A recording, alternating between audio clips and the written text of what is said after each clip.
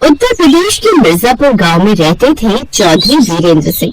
गांव में उनका दबदबा था, लेकिन उनकी सबसे बड़ी दुश्मनी थी पास के गांव के शेखरलाल से, जिसकी वजह से 20 साल पुरानी जमीनी रंजिश, जिसमें झगड़ा इतना बढ़ा कि दोनों परिवारों ने कसम खा ली कि उनकी औलादें कभी एक दूसरे का नाम तक नहीं लेंगी।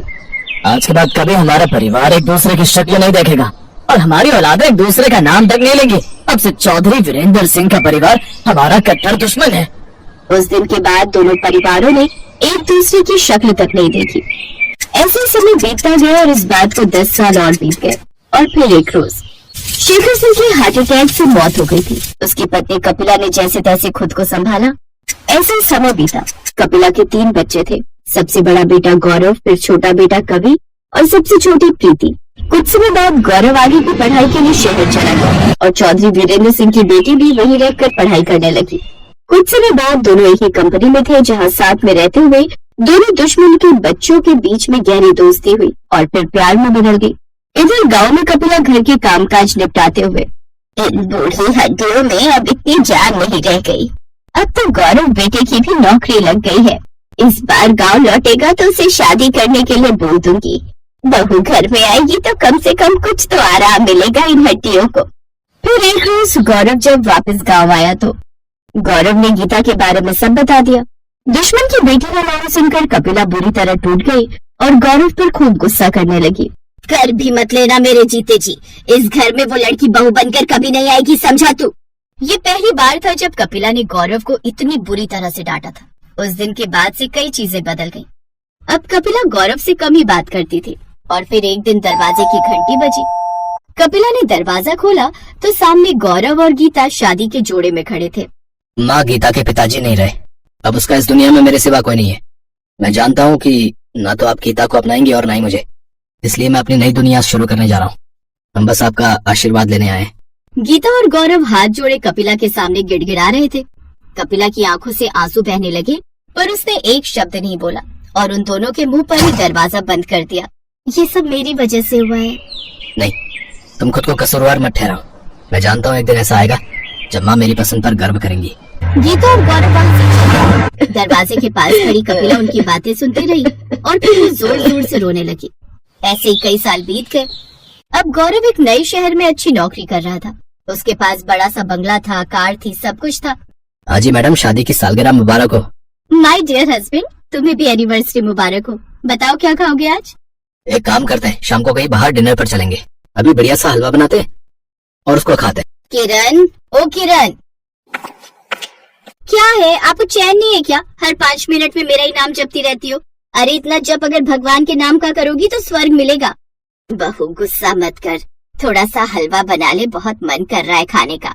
मेरे पास दुनिया भर के काम है, ठीक है ना? एक तो आपकी बेटी किसी काम की नहीं है, सारा दिन तुम दोनों की सेवा में ही निकल जाता है मेरा। तो अपनी फरमाइशें जरा बंद करो, समझी?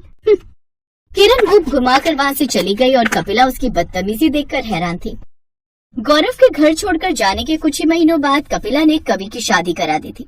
उसने किरण को खुद पसंद किया था, लेकिन शादी के बाद किरण के तेवर देखकर अब कपिला के पास सिवाय पछतावे के कुछ और नहीं था। तभी थोड़ी देर बाद कपिला को किरण के चीखने की आवाज आई। हाय, एक तो न काम की न काज की, दुश्मन अनाज की। और अगर तेरे से कुछ होता नहीं तो आराम से बैठकर ठूसना। कितना महंगा गिलास फोड़ दिया, अपने घर से लेकर आई थी मैं दहेज में। चल अब हट यहाँ से लूली कहीं की। भाभी, मैं तो बस पानी पीने आई थी। मत आया करो देवी जी, हमें आदेश दिया करो, हम पहुँचा देंगे आपके बिस्तर तक। अरे तेरे इस दिव्यांग कोटे का सबसे बड़ा दुख तो मैंने ही झेला है। मेरा पति बेचारा कमा कमा कर मरा जा रहा है और ये यहाँ बर्तन तोड़ रही है। इसी तरह अगले दिन, भाभी एक रोटी और मिलेगी? हाँ हाँ, क्यों नहीं, हलवाई बैठे हैं ना यहाँ जो तुम्हें 56 भोग खिलाएंगे। ये कैसी बात है किरण, वो बेचारी बस एक रोटी ही तो मांग रही है। अच्छा, तो आप क्यों नहीं बना देती उसके लिए रोटी? क्या यहाँ सबका पेट भरने का जिम्मा मेरा और मेरे पति का ही है क्या? तू कब तक ऐसे बैठा रहेगा, कुछ बोलता क्यों नहीं? क्या बोलूं मैं? अरे एक रोटी कम है तो क्या हो गया? अब किरण बेचारी फिर से रोटी बनाए क्या तुम लोगों के लिए? माँ तुम भी ना अभी इतनी बूढ़ी नहीं हुई हो, कायदे से घर का काम तुम्हें भी करना चाहिए। जैसे ही कवि ने ये बात कही तभी दरवाजे पर कुछ गिरने की आवाज आई। सभी ने दरवाजे की तरफ देखा।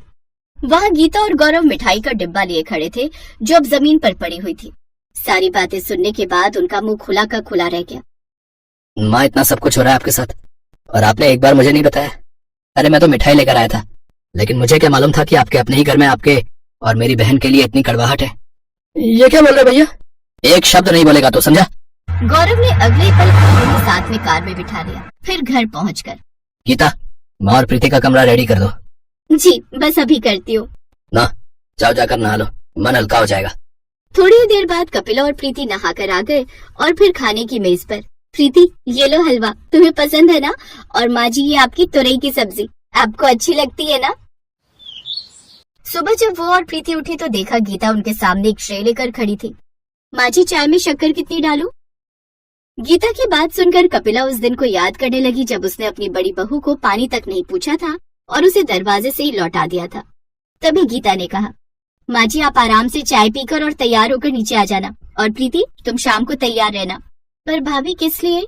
तुम्हारे भैया ने खूब सारे पैसे दिए, कह रहे थे कि प्रीति को ब्यूटी पार्लर ले जाओ और जरा सुंदर सी बना कर लाओ, तो आज हम दोनों मौज मारेंगे। मैं गलत थी, मेरा गौरव सही था, मुझे माफ कर दे बहू। दरवाजे पर खड़े हुए गौरव की आंखों में खुशी के आंसू थे और अपने रिश्ते निभाने वाली पत्नी पर वो गर्व कर रहा था।